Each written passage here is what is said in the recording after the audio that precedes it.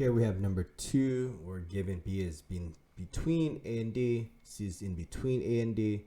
You have to prove that if you add AB plus BD, it's going to be equal to AC plus CD. So start with those you're given. And the first one, when you're writing AB plus BD is equal to AD, it looks like they're adding segments together. So that would be just the segment addition postulate. The next, they look like they added AC plus CD. That's another segment addition postulate. Then you technically don't need this, but we flipped it. And when they reflect it or flip it, that would be the symmetrical property.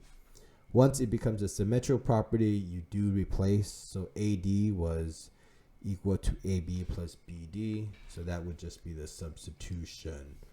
This was the substitution here. This part replaces this part right here.